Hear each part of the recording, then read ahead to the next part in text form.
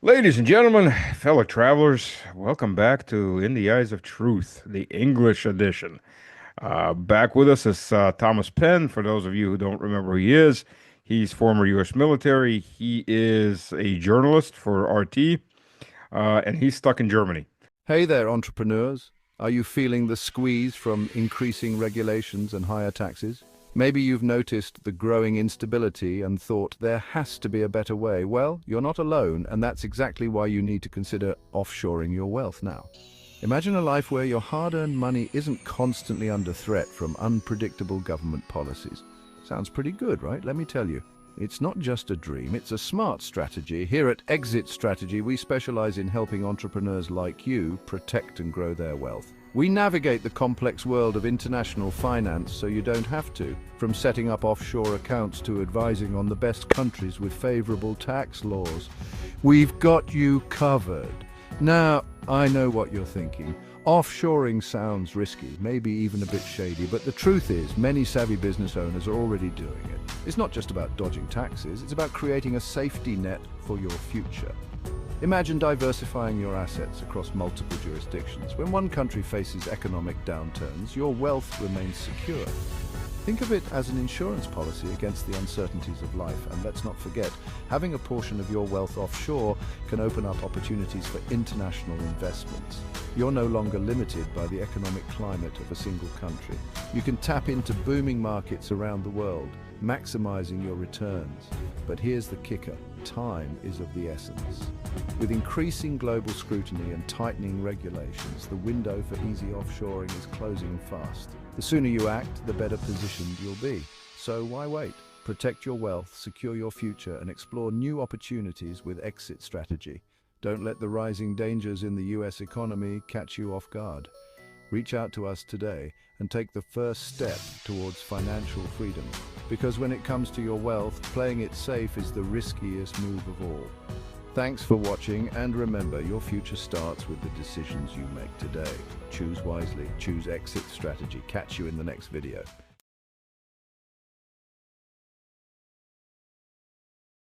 Which used to be a good place to be stuck, once upon a time.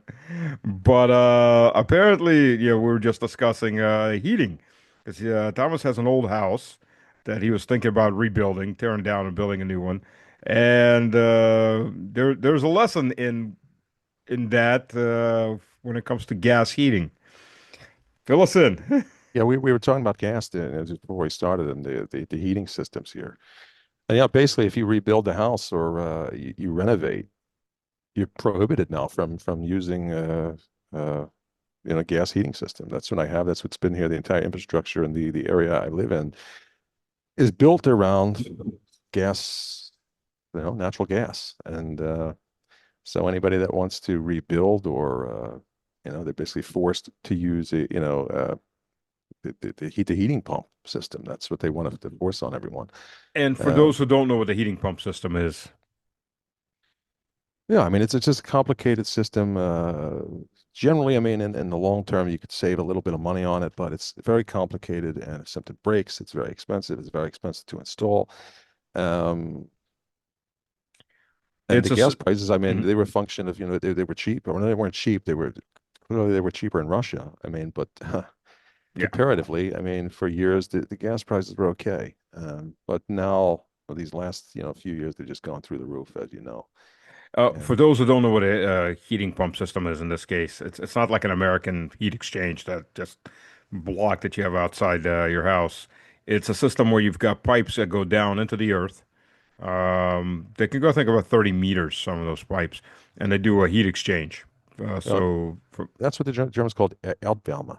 It's yeah, called here. Um, and they're but the and they're heat, running electricity, by the way. So, but the heating pump is also the option here, the one that mhm, you're referring to. mhm. But basically, gas is out, and that's The cheapest version, well, what used to be the cheapest version of I heating mean, your home. it's usually the quickest, the most efficient. Clearly, for cooking, it's the best option. But yeah, Germany is. I mean, I mean, we're highlighting in our previous, before we started, how much overregulation there is here, and that's just one facet of it. You know, What about wood burning? I mean, wood's, I know wood is expensive in Germany. But can Wood's you, wood burning's it's still possible. You can still cut your own if you have access. If you live in an area where there's a forest, you have to deal with the guy that kind of runs the forest. You get the permission to go in there, and if you want to use a chainsaw, there's all different kind of courses you have to take.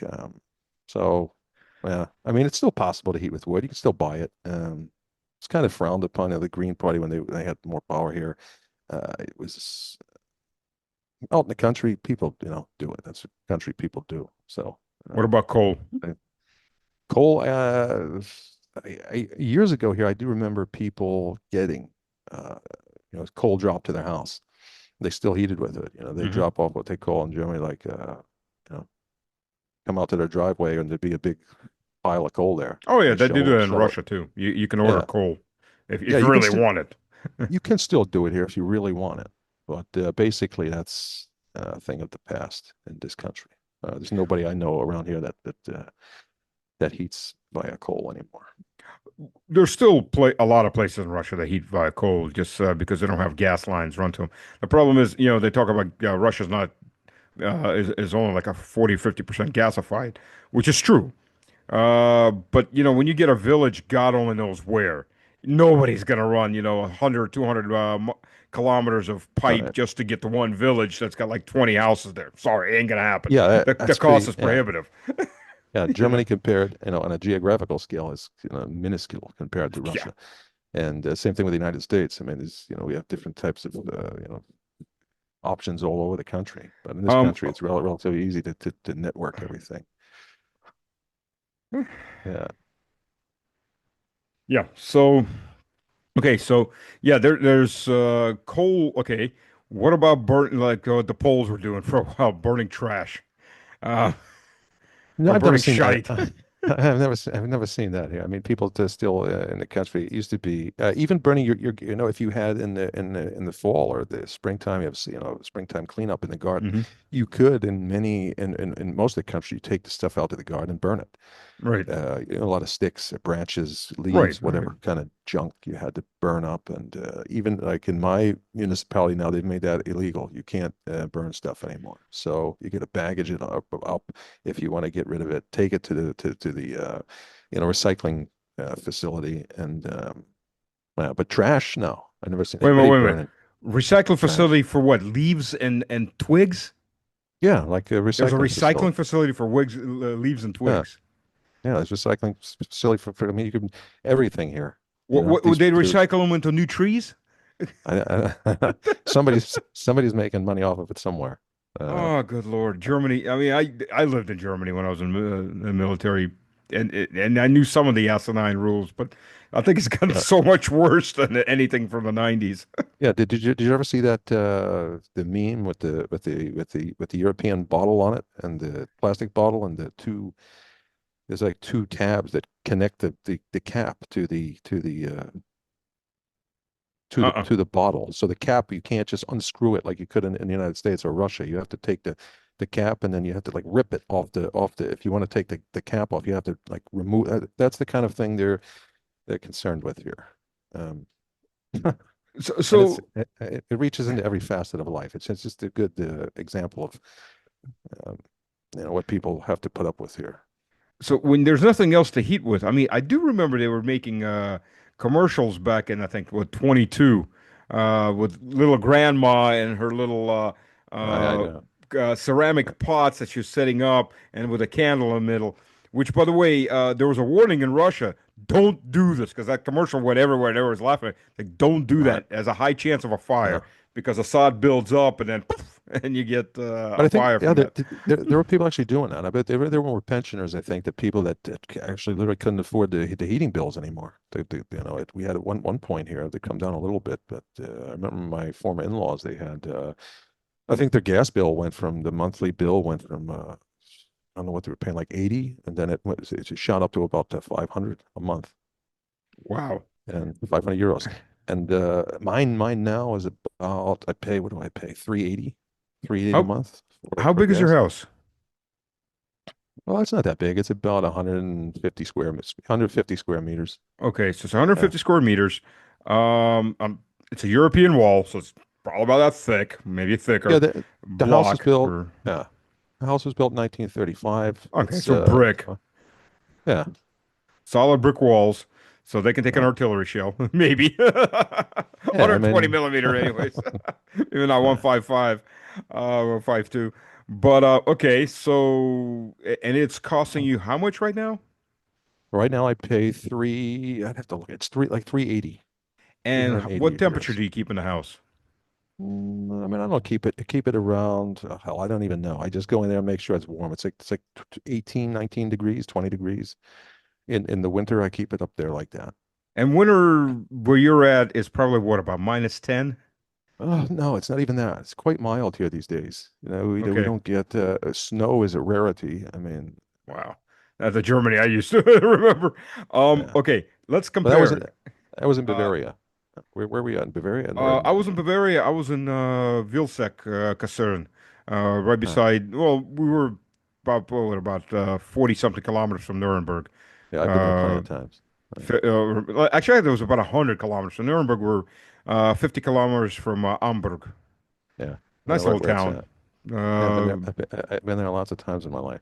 Uh, yeah, been drunk there lots of times in my life. Actually, That's what we used to go there for. my son was born in Amberg. Ah. Uh, Nice town. Nice. Yeah, I mean, you can the wall's still there. They just built the houses into the wall, so you get the old walled town. I guess back then, I guess it was probably a city where all it was concerned. yeah, you get some snow there. Yeah, definitely more than Oh, here. we used Uh, to get a lot, a uh, decent amount of snow there. uh, Um, okay, let's compare. I've got a 300 square meter house. Temperature on an average winter is somewhere between okay, not counting this last winter, because January, 22 days were above zero in January. That's like, I think the last time that happened was like 200 years ago, yeah, or 150 years ago, something like that.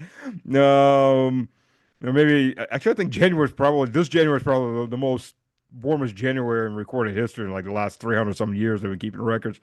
But okay, so average temperature is probably about minus 15, -20. At a house kept at about 24, 25 degrees Celsius, and it runs me about $100. yeah. It's ridiculous. I mean, it's laughable compared to We open windows sometimes just to yeah, get some fresh air in when it's -15 outside. yeah. It's and where's your heating coming from? Is it centralized or is it No, no, it's gas. I've got yeah, a gas furnace. You know, I a lot of my what it, neighbors and other friends they get these expensive gas furnaces like Buderus, which is a German one, or these yeah, Italian ones. They're super expensive to put in. I mean, we're talking you're talking about 4 or 5 thousand euros for the damn thing. yeah, and the, Expensive to maintain. And I lived in a townhouse that was being rented by Halliburton when I was a director of supply chain. They had one of those. I went, no. I bought a gas furnace, has no electronics, has a temperature gauge, has a igniter, just like a lighter igniter, and just yeah, a gauge for the volume of gas coming in. And it cost me, okay, when I bought it, it cost me about like 150 bucks, 200 bucks. It's yeah. probably about the same. It hasn't gone. We made 300 bucks. The whole damn for my house, and it costs less than what it costs just to pay the fees for maintenance checkups on those Baderises. Yeah, that's essentially what I have. I mean, it's essentially a system that, the gas flows and it's heated up like there's a pilot light and then Yep. the water is heated, through that system and Yep. then I have a radiant system that pumps the water through the radiators. And that's I got basically water it. But pumps to pump it through the radiators uh, and to pump it through the boiler for the hot yeah, water and for the house. there's not much difference except for the massive price that I pay compared to Yeah. Yeah. a much smaller price that you pay for Yeah. a double the living space you have. I mean, if you were in an apartment, you would actually pay quite a bit less because it's centralized. They're pumping hot water, and you're also getting heat from your neighbor's house because it's going through the walls. So All right. everybody's heating each other, so it's actually coming out Now, less. And Yeah, I then have friends there that mhm. they told me, the Muscovites and people from Petersburg what they're, what they're paying in gas and the prices are, I don't even think we're coming up on, like 50 euros a month. So, it's less than that. Oh yeah, yeah, yeah. And the heat is the supply is endless basically. And, you know, but yeah, here it's a different story. The energy story is, you know, and it's across the board. It's not just, gas. It's every form of energy in this country. Electricity, pay the highest prices in Europe. It's fuel, diesel, petrol, same thing. The taxes are outrageous. The higher the cost of energy, the more retarded the economy of the country. Yeah. Uh, that's just how it is.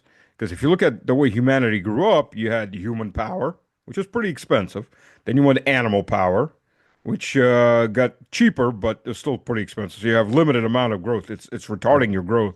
Then you eventually go to water power, then steam, then electricity, and so on. The cheaper, and nuclear is just the cheapest there is. I mean, realistically speaking, the That's another. cheaper That's energy, the yeah. easier to expand. Oh, we don't have any of that anymore in I Germany, know. nuclear. Just our neighbors do. And I think in France they've got what 70, 75 reactors, I think. And Poland they're building, GE is building I think five or six are going up there. The Polish are Mhm. building with the help of the Americans, and no, they've decommissioned basically everything, shut everything down here. Uh, and it's Germany has basically just destroyed itself. I don't know how to put it any clearer. And a lot of the talk, that comes out of Berlin. I think I've talked to you in previous discussions we've had about Germany that these people in Berlin, they just live in their own bubble.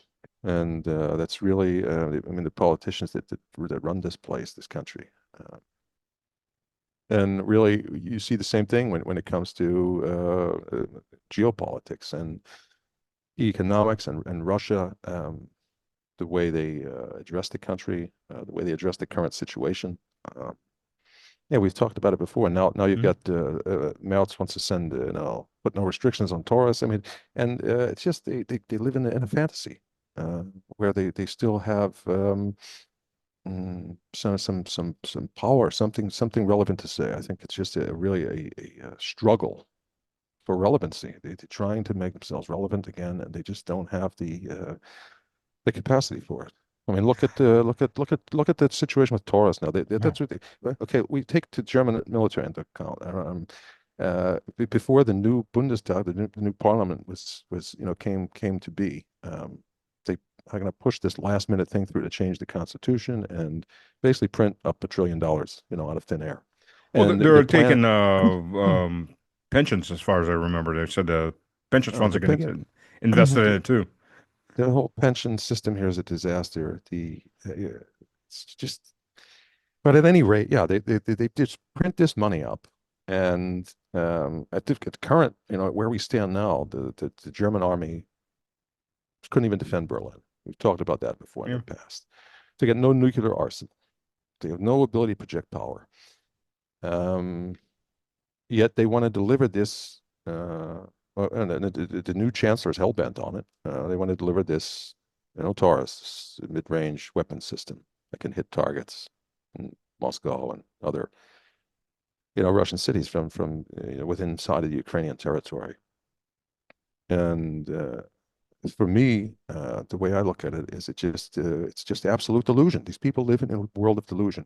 Okay, so with the things I just mentioned, an army that can't defend the capital, no nuclear power or no nuclear arsenal, you're going to take on basically the world's largest nuclear power, um, I'm sorry. which One is second. One second.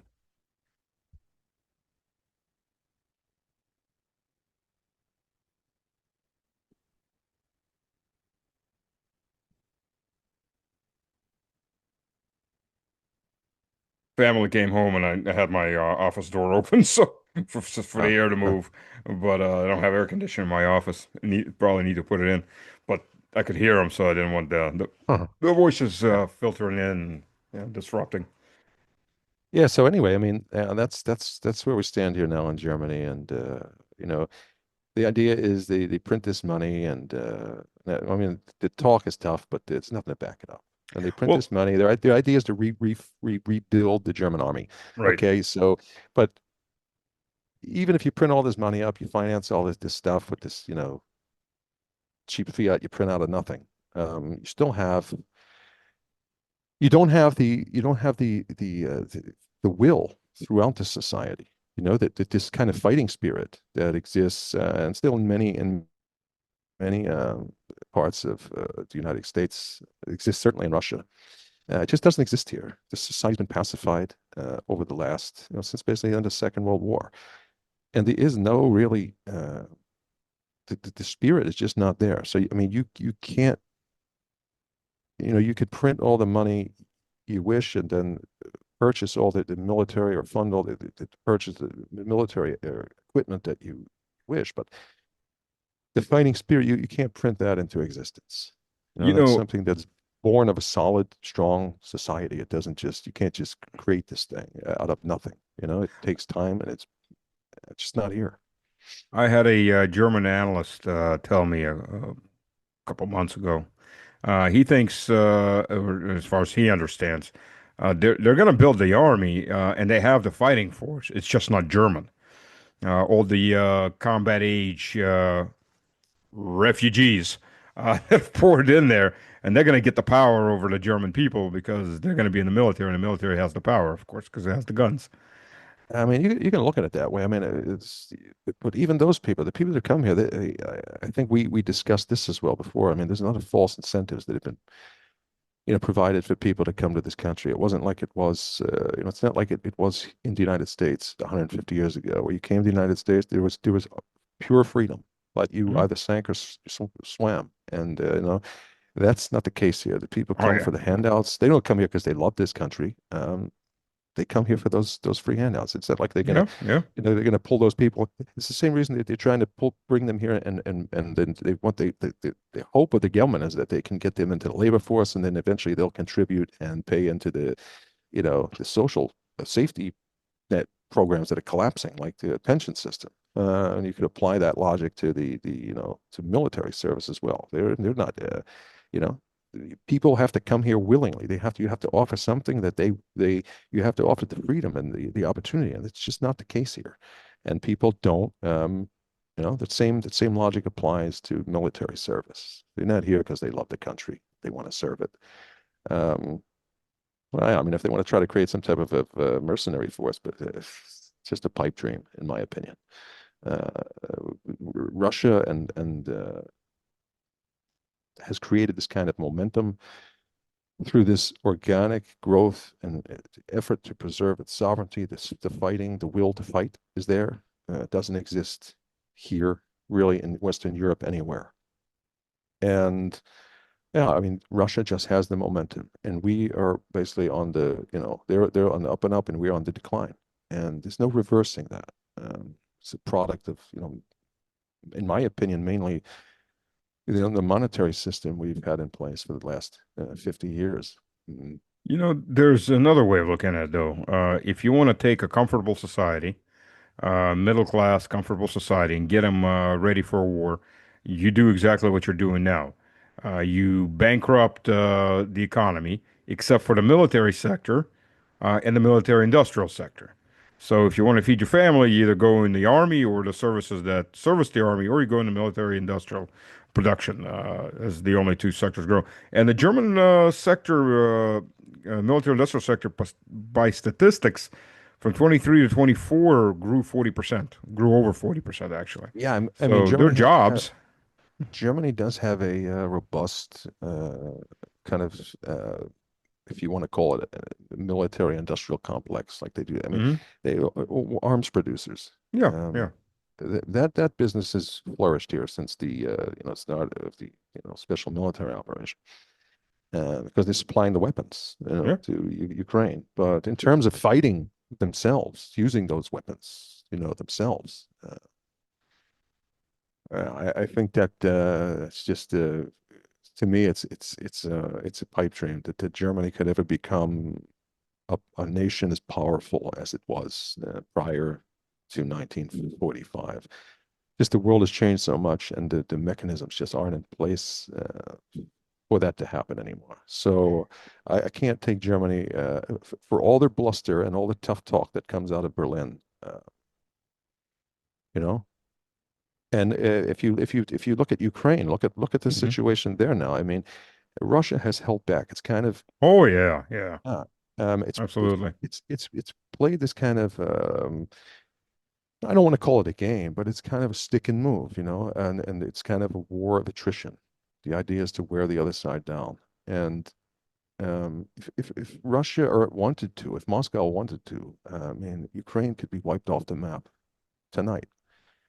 And they haven't gone that route because it's that it's I don't think there's not a desire to destroy that country, but there's a desire to um, remove the ability of the Western powers led by the United States to use it as a bulwark against Russia. And, to destroy it would be counterproductive. You And know, if there you, if you, if, there's if, but it's Mhm. working. We're being worn down here. And you see Yeah, the internal conflicts, the infighting all across yeah, yeah. Western Europe and between the United States. Trump came in. I wrote about that when Trump came in. Mhm. He said, from day one, I called the guy a grifter. You could tell when he was running those crypto pump and dump schemes. His sons Oh, on day oh one. yeah, yeah. Well, his Trump Uh, coin, and then the the his wife's coin, uh, uh, Melania coin. and you knew Oh, from day one when he said that even before he was elected, the 24-hour crap. And I wrote about it for RT, and I wrote about a lot on Twitter or X. And I said that he's never going to. He's compelled by the same forces that Biden is compelled by. The dollar system mhm. compels him to act in the same way, and he's gonna put on this peacemaker kind of facade. And when things don't go his way, um, you're going to see the other side of Trump, and Yep, that's what's yep, really starting to come out now. And no, it's just not working out. I mean, the United States doesn't have the power that it once did, yep. and Russia has freed itself from that, from the U.S. From this dollar-based system. And it doesn't have to, he can't just walk over there like he can't just push Germany around. He can do that, Trump, but he can't just push Russia around. And that's becoming clearer and clearer and clearer, on the world stage. There's a portion of this is Russia's fault, and I'll explain why. Russia's a Orthodox country, and that tradition goes from Greek. Germany, like all of the West, is a Latin-based country, which goes from the Romans. And the differences in the languages is Latin is a legalistic language, where Greek is a mystical language. So in the Roman Empire, the laws were all written in Latin. The artists used Greek because it was expressive and things like that. So what I'm getting at is if the people in the Orthodox world and the people in the Latin world, the Catholic world, and I'm shoving Protestants right into it because the foundation of Protestantism is still Catholicism, as much as they hate to Yeah, admit it. They can't communicate because, and I've been telling people this, and I've been telling people in government this, but they're not listening. Uh, the Russians will hint at, or they'll say, this is really going to be bad. They don't understand. The West doesn't understand that. I'm telling you, you need to talk to them on a straight line basis. One Taurus missile flies into Russia, regardless of what, we hit two targets in Germany. right. And that's That's how we're exactly going to the run way. it. A Uh, plus and that, B equals C. and that And they that's don't get exactly the that. way. That's exactly the way it needs to be. And I think you're definitely hit the nail on the head there. They don't get it. You see it a lot of they try to appeal to like a sense of reason, with these people, but they have no reason. They understand. They always say that Putin understands action. Hmm. These people, they Oh, understand yeah. action. And if these people, we've had now the British system sent over there to Ukraine. We've had ATACMS now used on the Russian territory as well. By the U.S. Mm, military right. and, And and if they ordered by U.S. generals. and if Taurus should come to if it should come to pass that the system is used and it's used to attack targets in Moscow or any other city, Petersburg, wherever. And the Russian government, I think it's really high time that they respond.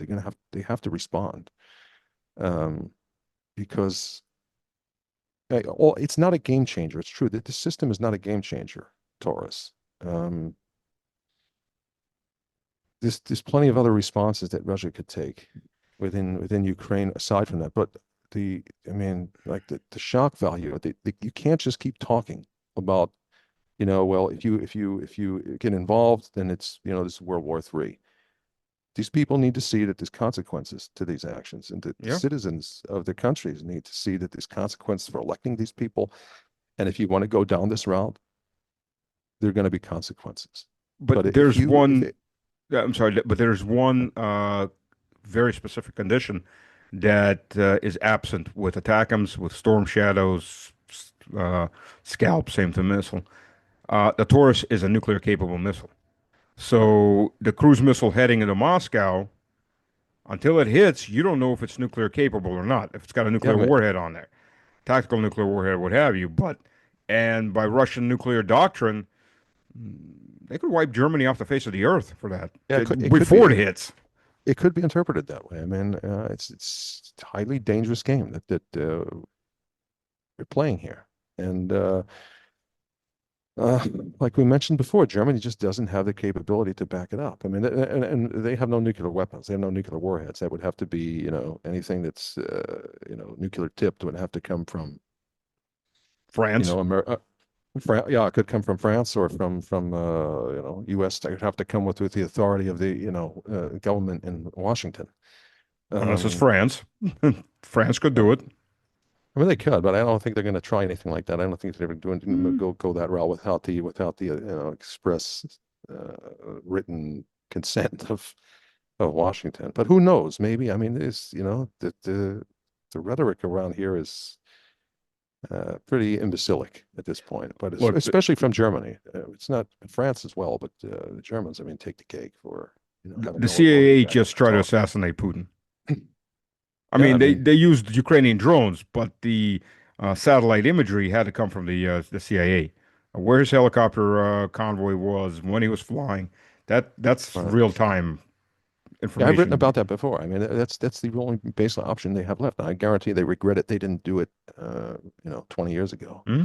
15 years ago. That they didn't, because there's nothing left. There's no other options for them except to try to take out the Russian president and create total chaos in Russia. There There's won't nothing be they total have left. chaos. That's Yeah, the problem. And the people that that come after are going to make Putin look like a choir boy if they don't yeah. I understand mean, that. yeah. I don't think they do. I don't think they understand it. I think if another, if that weapon system is used, Russia really needs to respond this time in a Hmm? way that will make people understand that they're just not going to tolerate this anymore. Because people here don't get it, and the citizens don't get it. They don't understand as I said, they also live in a bubble. A lot of people don't understand that in Western or in Germany, for example. They don't understand that the military is not capable. They don't Yeah. understand, I think, even that we don't have a nuclear stockpile here. We have no nuclear weapons to speak of. We have no ability to really project this power. We have the ability, or they have the ability to talk a tough game and instigate a really, really serious situation with a intermediate range weapon system that is not really going to be a game changer, unless you said, aside from the nuclear equation. Um, Well, you're a little bit wrong on that. There are nuclear weapons in Germany. They're American owned, but that no, makes Germany that a that nuclear target because yeah, they that's will be clear. taken out first for There, any there, kind of strike. yeah, That yeah, there are weapons here, but the Germans have no authority over them. They're all American weapons. Mhm, mhm. But yeah, it makes itself a huge target. Yeah.